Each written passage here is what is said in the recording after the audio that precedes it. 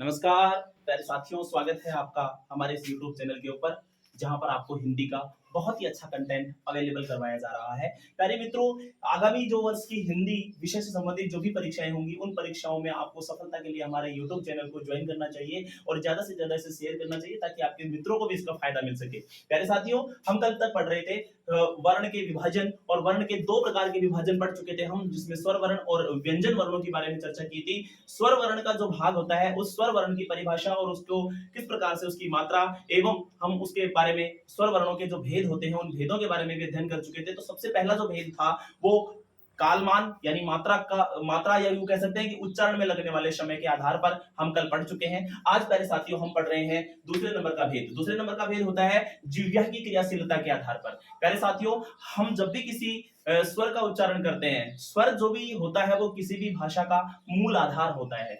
प्यारे मित्रों, जब भी हम स्वर का उच्चारण करते हैं तो हमारे शरीर का जो सबसे अधिक सक्रिय भाग होता है, किसी भी चीज का उच्चारण करते समय हमारे शरीर का सबसे अधिक सक्रिय भाग होता है जिह्वा।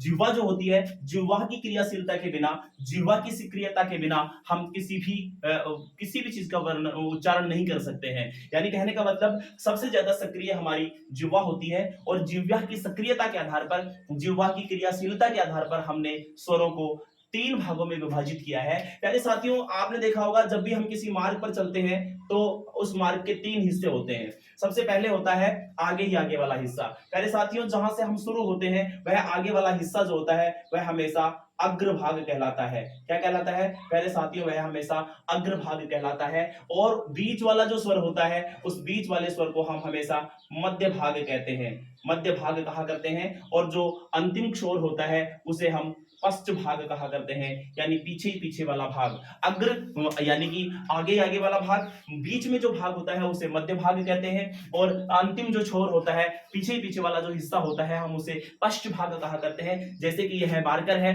इस मार्कर में भी प्यारे साथियों यह आगे का हिस्सा है, यह बीच का हिस्सा है और इसका अंतिम जो छोर होता है यह पीछे का हिस्सा होता है। खोल करके अगर हम इसे देखें तो प्यारे साथियों यह अग्रिम छोर है, यानी आगे का छोर है और आगे का भाग है, इसे अग्र भाग कहा करते हैं। हम इसकी बात करें तो इसे मध्य भाग कहा करते हैं और इसकी बात करें तो इसे अंतिम यानी कि पीछे वाला भाग यानी कि पश्च भाग कहा करते हैं। इसी दृष्टि से हम देखें तो जो स्वर होते हैं उन स्वरों को भी तीन प्रकारों में विभाजित किया गया है। तो सबसे पहले जो होता है वह अग्रस्वर, अग्रस्वर होता है। नंबर दो पे अगर बात करें तो वह होता है मध्य स्वर।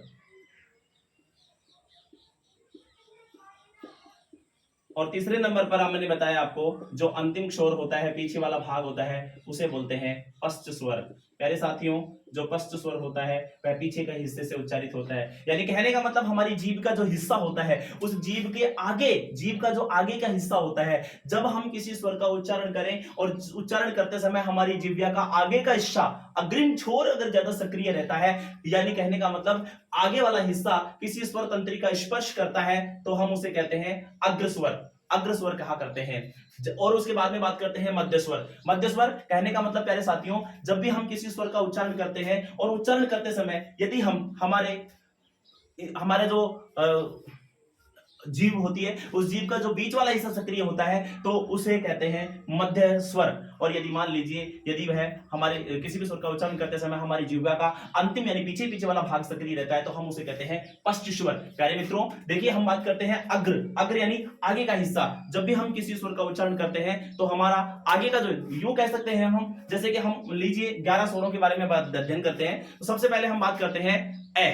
देखिए ए का हम उच्चारण कर रहे हैं, ए का उच्चारण कर रहे हैं तो ऐसा लग नहीं रहा कि हाँ, देखो ऊपर उच्चारण करके देखिए सभी, आप सभी अपने मुंह से ए का उच्चारण करके देखिए, ए लगता है तो हमारी जीभ जो है वो बीच में से थोड़ी मुड़ जाती है और ऊपर होकर के ऊपर वाला जो तालु होता है उस तालव्य के स्पर्श कर जाती है, यानी कि बीच वाला जो भाग होता है ना वो ज्यादा सक्रिय हो जाता है। इसलिए ए जो होता है उस ए को हम रखेंगे मध्य स्वर के अंदर। बीच वाला हिस्सा होने के कारण, सक्रिय होने के कारण हम इसे मध्य स्वर की गणना में लेंगे। उसके बाद में हम बात करते हैं ए के बाद आ।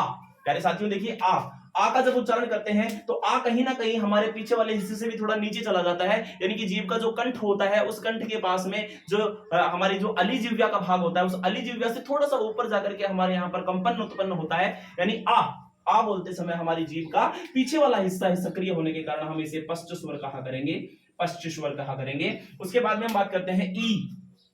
अरे बहुत अच्छी बात है। ई से तो स्पष्ट हो रहा है कि हमारा जो जीभ है उस जीभ का आगे का नुकीला जो हिस्सा होता है वह बहुत अधिक सक्रिय हो गया, और यूं कह सकते हैं हमारे नीचे वाले तालवे के ही स्पर्श हो गए, तो दांतों से बिल्कुल जड़ के पास में ही हमारे यहाँ पर स्पर्श हो गया। तो देखिए ई का उच्चारण करते समय ई जो होता है उसे हम अग्र स्वरों के अंतर्गत लेंगे। ई और ई को भी हम इसी के अंतर्गत ले देते हैं, बड़ी ई को भी। उसके बाद में हम बात करते हैं ऊ। ऊ ऊ कहीं ना कहीं हमें लग रहा है ऊ का उच्चारण करते समय हमारा जो अंतिम जो हिस्सा होता है जीभ का नीचे वाला हिस्सा वह अधिक सक्रिय हो गया है, इसलिए हम ऊ को नीचे ले आएंगे। फिर ऊ बड़ा ऊ, तब भी हमारा यही पिछले वाला हिस्सा ही सक्रिय रहा है, इसलिए इसे पश्च स्वर की गणना में लेंगे। तो देखिए इसे पश्च स्वर की गणना में लेते हैं। उसके बाद में हम बात करते हैं, उसके बाद में हम देखते हैं ई ऊ, और उसके बाद में बात करते हैं री। री री हमारी जो जीभ का आगे वाला हिस्सा होता है वो ऊपर वाले मसूड़े के 3-4 बार रगड़ खा रहा है। री री री, तो री का जो स्वर है वह हम अग्रिम स्वर के अंतर्गत ले लेंगे, यानी कि अग्र स्वर कहेंगे री को। उसके बाद में हम बात करते हैं ए। ए ए ए में वैसे भी आप देखा जाए तो ए और ई का दोनों का मिलावट होता है। ए और ई अंतिम स्वर जो होता है ए और ई से मिलकर के ए बनता है, वैसे स्पष्ट ही दिखाई दे रहा है ए, यानी कहने का मतलब हुआ कि हमारा अग्र जो भाग होता है वह अधिक सक्रिय होने के कारण हम इसे अग्र स्वर कहेंगे। ए आई में भी यही बात देखने को मिल रही है हमारे को, तो प्यारे साथियों आई भी अग्र स्वर होगा। उसके बाद में हम बात करते हैं ओ में भी हमारा पीछे वाला भाग सक्रिय हो रहा है, तो हम इसे पश्च स्वर की श्रेणी में लेंगे, पश्च स्वर की श्रेणी में लेंगे। उसके बाद में बात करते हैं औ, और औ में भी हमारे को आपने देखा कि औ में भी हमारे जीव्या का पीछे वाला भाग सक्रिय हो रहा है, इसलिए हम इसे पश्च स्वर की श्रेणी में गिनेंगे। उसके बाद में हम बात करते हैं, अगली बात करें ना हम, तो प्यारे साथियों तीसरे नंबर पर अगर हम देखें, ये तो था हमारा सेकंड टॉपिक। थर्ड टॉपिक जो है वो हमारा ये होता है, यानी कि तीसरे नंबर पर हम देखते हैं, तो तीसरे नंबर पर जो हमारी सक्रियता दिखाई देती है, तीसरे नंबर पर हम इसे कितने भागों में बांटे। देखिए हम बात करते हैं इसे यहाँ पर हमारे होठों की आकृति, कहने का मतलब जो हमारे ओष्ठ होते हैं इन ओष्ठों की आकृति के आधार पर इसे ओष्ठाकृति कह सकते हैं अपन। ओष्ठाकृति के आधार पर,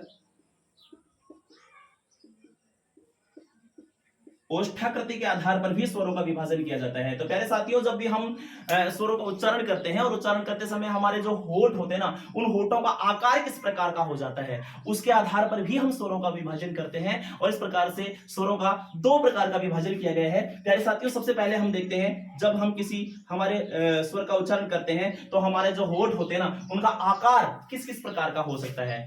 जब भी हम किसी स्वर का उच्चारण करते हैं तो या तो हमारे होठों का आकार वृत्ताकार हो जाता है, वृत्त यानी गोल आकार हो जाता है, या फिर देखा जाए तो हमारा जो होठों का आकार है वो गोल नहीं होता, और नहीं होता तो अवृत्ताकार हो जाता है। कहने का मतलब हम कहेंगे वृत्ताकार स्वर, और दूसरे नंबर पर बात करेंगे अवृत्ताकार स्वर।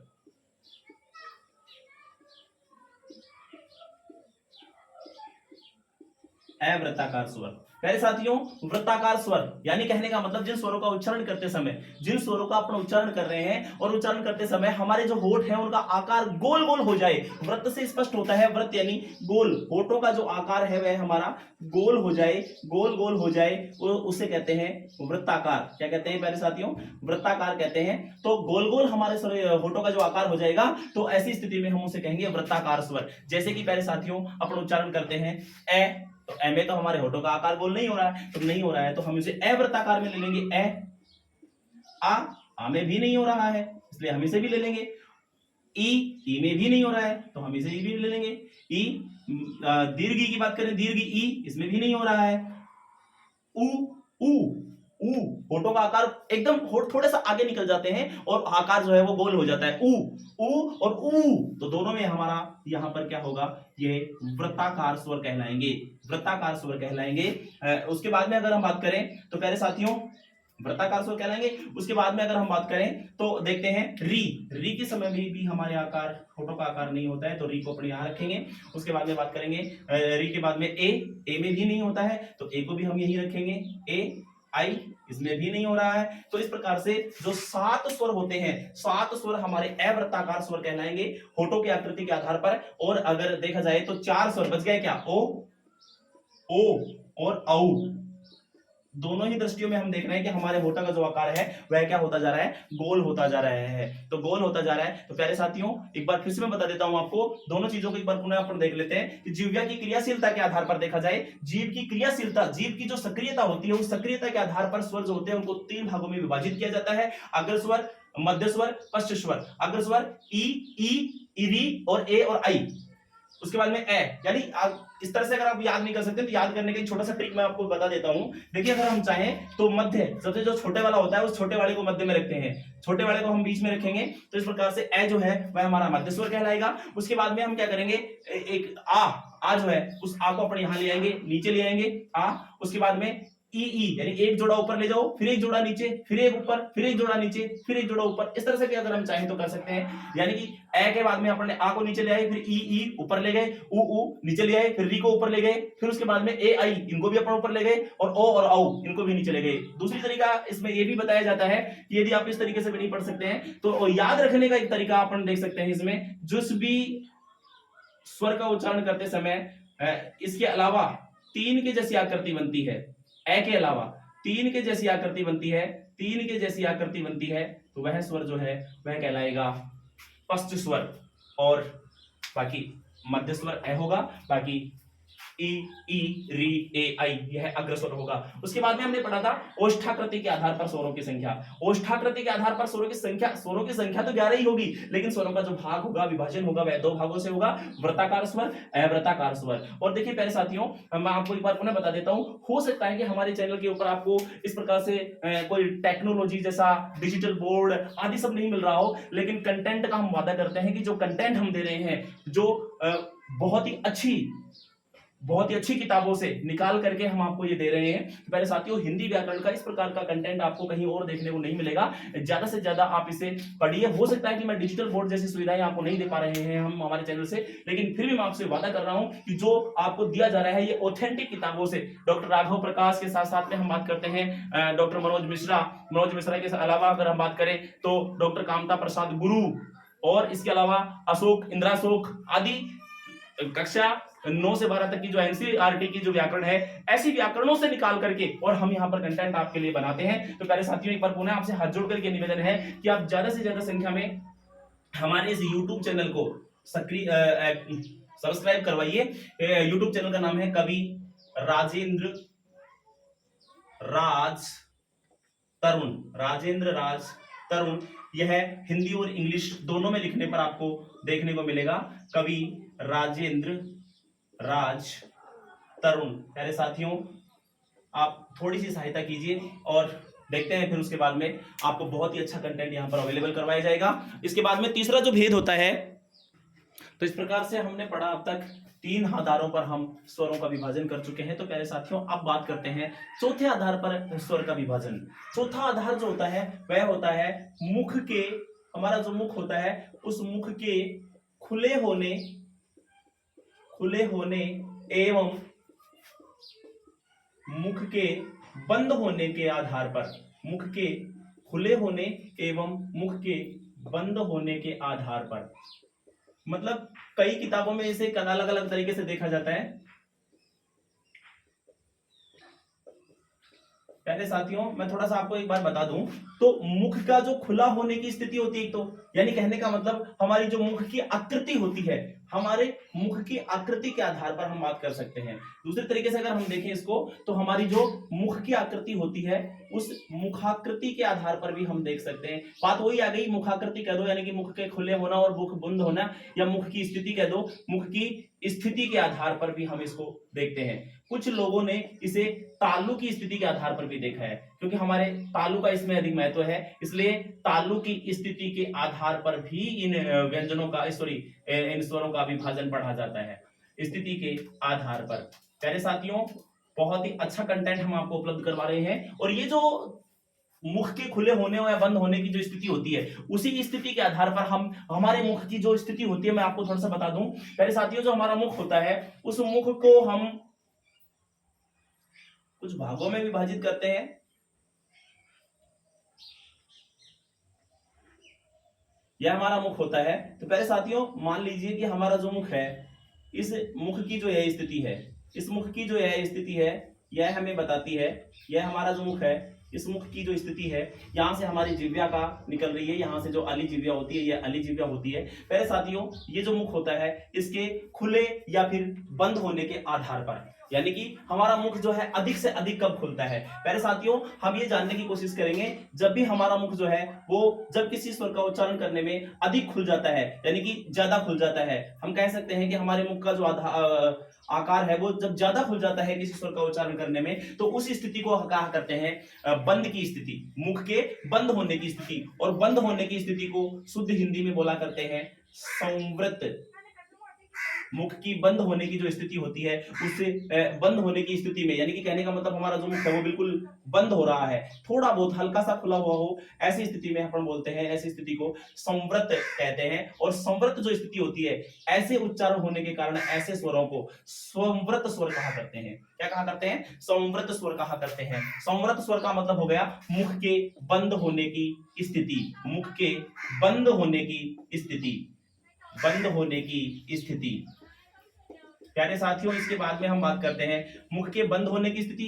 कई बार क्या होता है, हमारा जो मुख होता है वह आधा सा खुल जाता है, लेकिन हम बात करते हैं आधा खुला और आधा बंद। यानी कहने का मतलब क्या हुआ कि हमारा जो मुख होता है वह आवश्यकता से कम, आवश्यकता से ज्यादा नहीं भाई, आवश्यकता से थोड़ा कम खुल जाता है, यानी कि बिल्कुल कम खुले तब तो समवर्त स्थिति होगी। लेकिन जब आधा सा खुल जाता है, आधा सा खुल जाता है और आधा से ज्यादा बंद रहता है, आधे से ज्यादा बंद रहता है, तो आधा सा खुल जाए लेकिन आधे से ज्यादा बंद रहे, आधा नहीं आधे से ज्यादा बंद रहे, यानी कि कहने का मतलब क्या होती है, बंद की स्थिति जहां पर 60% रहती है और खुले होने की स्थिति जहां पर 40% रहती है, ऐसी स्थिति को कहा करते हैं अर्ध संवृत स्थिति। अर्ध संवृत स्थिति, यानी कहने का मतलब अभी भी जो है वो बंद जाता है मुख हमारा। तो अर्ध संवृत स्थिति में जिन स्वरों का उच्चारण किया जाता है उसे कहते हैं अर्ध संवृत स्वर। क्या कहते हैं? अर्ध संवृत स्वर। इसके बाद में हम बात करते हैं संवृत स्वर के बाद में अर्ध संवृत स्वर। तीसरे नंबर पर बात करते हैं हम जब हमारा मुख जो है जिन स्वरों का उच्चारण करते समय कुछ ज्यादा ही खोल देते हैं, यानी कि कुछ ज्यादा ही खुल जाता है, तो ऐसी स्थिति में बोलते हैं मुख के खुले होने की स्थिति जो होती है उसे कहते हैं विव्रत स्वर। क्या कहते हैं? विव्रत स्वर। प्यारे साथियों, विव्रत स्वर कहा करते हैं।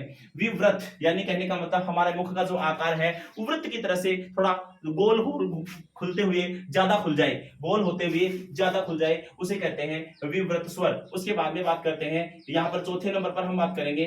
चौथे नंबर पर जो मुख की स्थिति होती है वह वापस थोड़ी सी बंद लेकिन ज्यादा खुली हो। कहने का मतलब अब की बार जो है मुख की स्थिति 60% खुली एवं 40% बंद होने की स्थिति होती है, तो ऐसी स्थिति में बोलते हैं उनको अर्ध, क्या कहते हैं? अर्ध विव्रत स्वर। अर्ध विव्रत स्वर।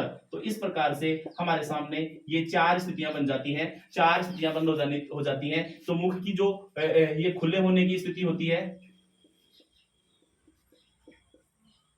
और यह होती है बंद होने की स्थिति, यानी मुख के बंद होने की स्थिति। मुख के बंद होने की स्थिति जो होती है उसे हम संवृत स्थिति कहते हैं। उनसे जब उच्चारण किया जाता है, यानी कि पूरी तरह से बंद नहीं होता है मुख, उस समय बिल्कुल हल्का सा जब मुख बंद रहता है हमारा, लेकिन ज्यादा बंद रहता है, सॉरी ज्यादा संख्या में बंद रहता है, हल्का सा ही खुलता है, तो ऐसी स्थिति को अपन क्या कहते हैं? जब थोड़ा सा ही खुलता है। कई स्वर ऐसे होते हैं जिनका उच्चारण हम क्या करते हैं, जिनका उच्चारण करते समय हम हमारे मुख को बिल्कुल हल्का सा खोलते हैं, और हल्का सा खोलते हैं यानी कि ज्यादातर बंद रहता है, 90% मुख हमारा बंद रहता है, तो ऐसी स्थिति में हम बोलते हैं उन स्वरों को संवृत स्वर कहा करते हैं। जैसे अभी हम बात करेंगे, जैसे देखिए हम जिन स्वरों का उच्चारण करते समय देखते हैं, जैसे कि ई, जब हम ई का उच्चारण कर रहे हैं तो बहुत कम हमारे मुख को खोल रहे हैं, ई और ई दोनों ईओ के अंदर ही हम इसका क्या कर रहे हैं, बहुत ही कम स्थिति में हमारे मुख को खोल रहे हैं, इसलिए यह लघु ई एवं दीर्घ ई, दोनों ही ई जो है ह्रस्व ई और दीर्घ ई दोनों ही हमारे मुख को बंद होने की स्थिति में बोले जा रहे हैं, इसलिए इन स्वरों को हम संवृत स्वर कहा करेंगे। क्या कहेंगे प्यारे साथियों?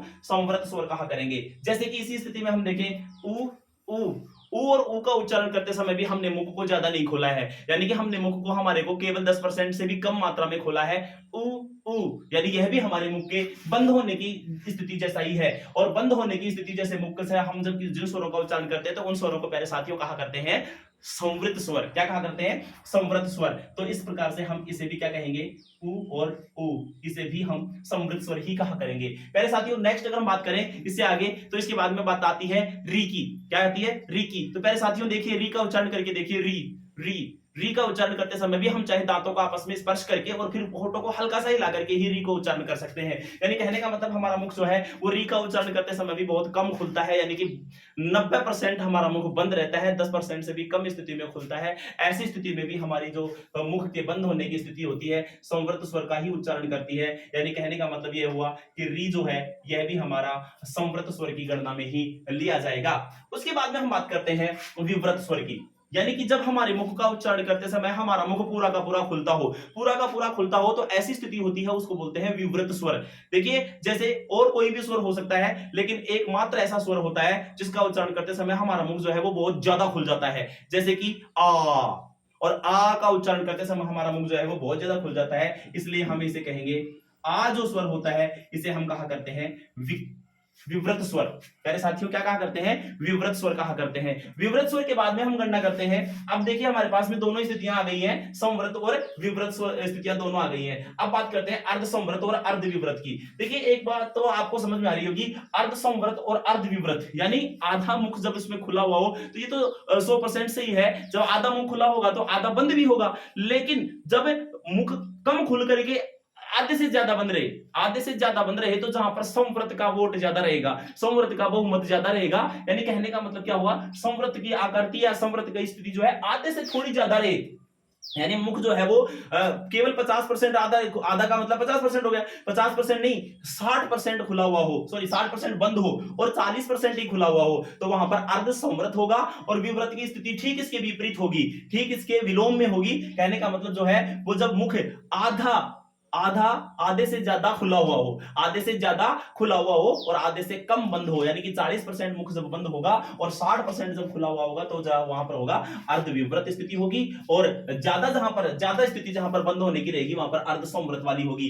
जैसे कि हम उच्चारण करते हैं, देखिए एक तो सीधी सी बात है भाई, आ का जब अपन उच्चारण कर रहे हैं, आ यानी कि बहुत ज्यादा खुल रहा है हमारा मुख, तो इससे ठीक आधा, यानी आधा कब खुलेगा, जब हमारा मुंह ए का उच्चारण करेंगे, यानी कि ए और ऐसे ही तो आ बनता है, यानी कहने का मतलब ए प्लस ए और इससे क्या बना आ। जब आ में आ का उच्चारण करते समय मुख पूरा खुलता है, तो सीधी सी बात है ए और ए का करने में आधा खुलेगा, जब आधा खुलेगा तो ए को तो अपने यहां पर ले लेते हैं, इसमें तो कोई वही नहीं होनी चाहिए कोई अतिशयोक्ति, आधा और आधा मतलब पूरा, आधा और आधा मतलब पूरा, यानी कि आधा जब खुलता है तो ए को इसमें ले लेते हैं, तो इसमें तो कोई समस्या हमारे सामने आनी नहीं चाहिए। उसके बाद में हम देखते हैं नेक्स्ट अगर हम बात करें तो क्या बच गया भाई हमारे पास, ए आ ई उ और री। अब बच गए हमारे पास चार स्वर बच गए, और बच गए हमारे पास जो दो स्वरों से मिलकर के बनते हैं, जो संयुक्त स्वर है वो हमारे पास बच गए हैं। यानी कहने का मतलब ए ऐ ओ और औ, यानी कहने का मतलब ए। अब ए की बात करते हैं, ए में देखिए वैसे भी ए के साथ साथ में ई का उच्चारण ज्यादा हो रहा है, और ई जो है वो हमेशा बंद होने की स्थिति में होता है, तो संवृत स्थिति, लेकिन ए थोड़ा सा मुंह को खोल देता है, आधा खोल देता है ए प्लस ई, और ई जो है वो थोड़ा बंद कर देता है वापस, तो बंद होने की स्थिति यहां पर ज्यादा रहती है, और बंद होने की स्थिति ज्यादा रहती है, लेकिन इतनी भी ज्यादा नहीं रहती कि हम उसे संवृति कहते हैं, लेकिन थोड़ा सा ए है जो हमारे मुंह को खोल देता है, लेकिन इतना भी नहीं खोलता कि हम उसे आ में ले आए, यानी विव्रत स्थिति में ले आए। कहने का मतलब ये जो है ना, ये हमारे व्याकरण का सबसे, वर्ण जो है स्वर वर्णों का भेद जो है वो सबसे कठिन शब्द है, और ये जो है ना इसे हम बड़े सरलता से आपके सामने प्रस्तुत कर रहे हैं, इससे बढ़िया सरल कंटेंट आपको कहीं नहीं मिलेगा। एक बार पुनः आप देखिए, जब हम 60% से ज्यादा मुख को बंद रखेंगे और 40% ही खोलेंगे, तो वहां आधा नहीं, आधे के से थोड़ा सा ज्यादा हमारा मुख बंद है, और आधे से थोड़ा ज्यादा बंद होने की स्थिति में हम उसे अर्ध संवृत स्वर कहेंगे। जैसे कि ए का उच्चारण करते समय हमारा मुख जो है वो पूरी तरह से बराबर नहीं खुलता है, यानी कि ए तो खोल देता है, लेकिन ई हमारे मुख को क्या कर देता है, हल्का सा बंद कर देता है, क्योंकि इसका जो उच्चारण होता है वो ए प्लस ई से होता है, ये सब जानते हैं। जो ए होता है वह हमारे मुख को थोड़ा सा क्या कर देता है, खोल देता है, क्योंकि इसमें विव्रत वाली स्थिति होती है, इसलिए आधा सा खोल देता है, लेकिन ई वापस आकर के हमारे मुख को क्या कर देता है, बंद कर देता है, क्योंकि ई जो है वो संवृत स्वर होता है, क्या हमारे मुख को हल्का सा बंद कर देता है। अब आधा सा खुलेगा और उसमें हल्का सा बंद हो जाएगा, तो फिर कहने का मतलब ये हुआ कि हमारा 10% और बंद हो गया, 50% पहले से बंद था, तो कहने का मतलब 60% मुख जब हमारा बंद रहता है तो वह संवृत की स्थिति कहलाती है। इसी प्रकार से हमारे सामने एक और आता है ओ के साथ भी ऐसा ही है, ओ के साथ भी ऐसा ही है, क्योंकि यह भी ए प्लस उ से बनता है, ए प्लस उ से बनता है, और ऐसी स्थिति में भी हमारा जो मुख होता है वह हल्का सा बंद रहता है, लेकिन हल्का सा नहीं, कहने का मतलब यह हुआ कि 60% बंद रहता है और थोड़ा कम खुलता है। उसके बाद में हमारे पास जो बच गए उनकी बात करें तो आई और औ, ये जो दोनों है इनका उच्चारण करते समय हम हमारे मुख को 60% खोल लेते हैं और 40% ही बंद रखते हैं, इसलिए ज्यादा खुला होने के कारण इसे हम अर्धविव्रत स्वर के अंतर्गत अध्ययन करेंगे, अर्ध स्वर के अंतर्गत अध्ययन करेंगे। उसके बाद में हम बात करते हैं भाई, उसके बाद में हम बात करते हैं उच्चारण स्थान के आधार पर। अब उच्चारण स्थान के आधार पर स्वरों के कितने भेद होते हैं, तो यह हमारा पांचवा भेद है। पांचवा भेद है उच्चारण स्थान के आधार पर स्वरों के कितने भेद होते हैं। तो देखिए पहले तो आप देखिए यह जो मनुष्य का जो शरीर होता है हमारा, इस शरीर में यह जो है यहाँ पर ये निकल रही है, इसे बोलते हैं हम सब जिह्वा कहा करते हैं। यह सबको पता है कि जिह्वा है, ये क्या है, जिह्वा है। इस जिह्वा के पास में ये यह जो है यह अली जिह्वा या कंठ है, कंठ के अंतर्गत से निकलती है छोटी सी जीभ, वो उसे बोलते हैं काकल्य भी कहते हैं, अली जिह्वा भी कहते हैं। अब उसके बाद में बात करते हैं यह जो हिस्सा होता है यहाँ पर दांत होते हैं, क्या होते हैं बेटा, दांत होते हैं, इसलिए हम इन्हें बोलते हैं दंते। क्या बोलते हैं, दंते। दांतों के जस्ट ऊपर और नीचे, दांतों के जस्ट ऊपर और नीचे का जो हिस्सा होता है उसे अपन कठोर भाग को, दांतों के जस्ट ऊपर और जस्ट नीचे वाले दांतों के ऊपर जो कठोर भाग होता है उस कठोर भाग को हम अपनी भाषा में मसूड़ा कहते हैं, लेकिन हिंदी की भाषा में मूर्धा कहते हैं, मूर्धा कहते हैं। क्या कहते हैं, मूर्धा कहते हैं। उसके बाद में हम बात करें, उसके बाद में हम बात करें तो मूर्धा से जब जस्ट ऊपर वाला जो कोमल भाग होता है, थोड़ा सा कोमल भाग होता है, हम उसे अपनी भाषा में तालु कहा करते हैं। क्या कहा करते हैं, तालु कहा करते हैं। तो इस प्रकार से हमारे सामने ये कुछ इसके अलावा दांतों के जस्ट ऊपर दांतों को जो ढके हुए होते हैं वे होते हैं हमारे ओष्ठ। क्या होते हैं, ओष्ठ। तो इस प्रकार से हमारे सामने ऐसी कई आकृतियां बनती हैं जिनके बारे में हम पढ़ेंगे। प्यारे साथियों, हम देखते हैं जो हमारा उच्चारण स्थान होता है उस उच्चारण स्थान के आधार पर स्वरों के कितने भाग होते हैं। तो देखिए इसके अगर हम देखें तो सबसे पहले तो हम इसको पढ़ते हैं। सबसे पहले तो होता है हमारा कंठ। तो कंठ से स्टार्ट होने के कारण इन्हें कंठस्वर कहा जाता है, कंठस्वर कहा जाता है। मैं सीधे उच्चारण स्थानों की बात नहीं करता हूं, उच्चारण स्थान से शुरू होने वाले स्वरों को ये कंठ से उच्चारित होने के कारण उच्चारण स्थान तो इनका उच्चारण स्थान तो कंठ कहलाएगा, लेकिन इनका अपन क्या करेंगे, इसमें अय प्रत्यय लगा देते हैं और अय प्रत्यय लगते हैं तो यह हलंत हो जाता है और यह कंठ हो जाएगा। क्या हो जाएगा, कंठ हो जाएगा। यानी कि इन स्वरों को अपन कंठस्वर की संज्ञा देंगे। दूसरे नंबर पे अगर हम बात करें तो तालव्य। क्या होता है, तालव्य स्वर होता है। तो तालव्य जो तालु से स्टार्ट होते हैं उन्हें हम तालव्य स्वर की श्रेणी में लेते हैं। इसके बाद में हम बात करते हैं तीसरे नंबर पर हम बात करते हैं मूर्धन्य। क्या कहते हैं, मूर्धन्य। तो मूर्धन्य स्वर होते हैं, ये मूर्धा से स्टार्ट होने के कारण इन्हें हम मूर्धन्य स्वर कहा करते हैं, मूर्धन्य स्वर कहा करते हैं। इसके बाद में हम बात करें चौथे नंबर पर हम बात करते हैं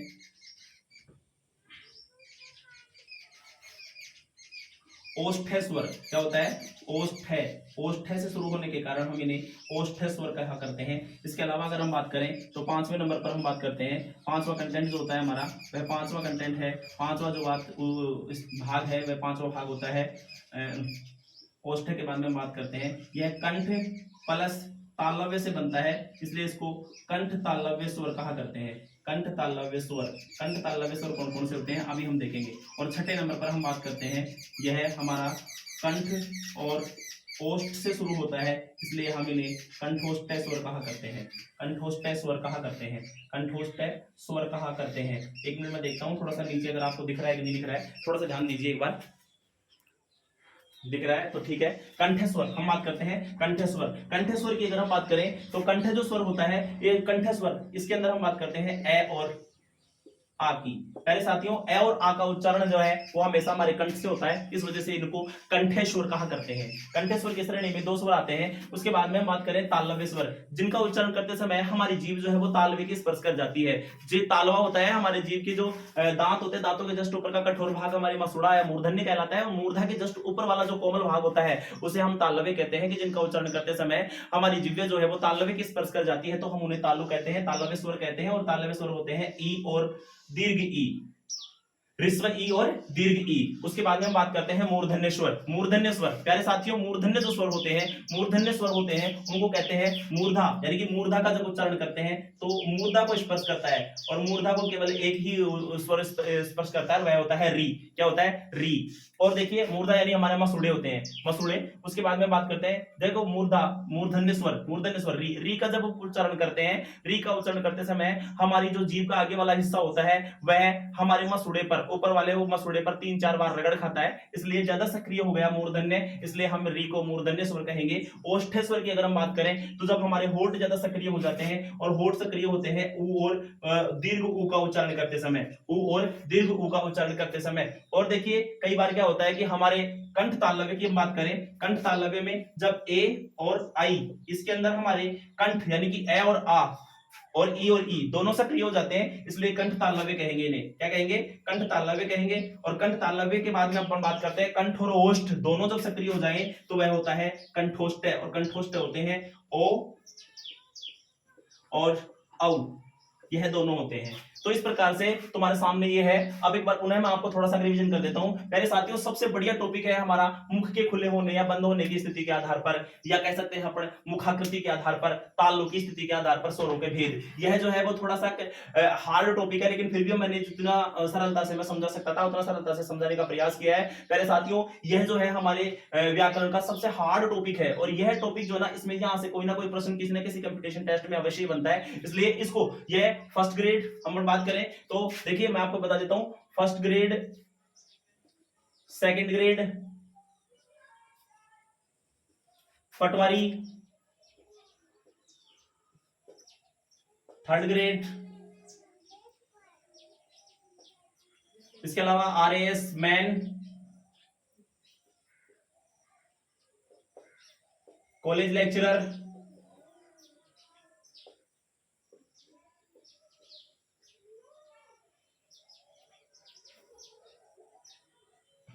सीईटी, और हिंदी विषय के जो अन्य जो भी हिंदी विषय के अन्य जो भी परीक्षाएं हैं, उन परीक्षाओं में, उन प्रतियोगी परीक्षाओं में बहुत ही महत्वपूर्ण टॉपिक आज हमने यहाँ पर क्लियर किया है। अभी इसका एक संक्षिप्त सा भाग और बच गया जिसको अपन नेक्स्ट कक्षा में देखेंगे। धन्यवाद।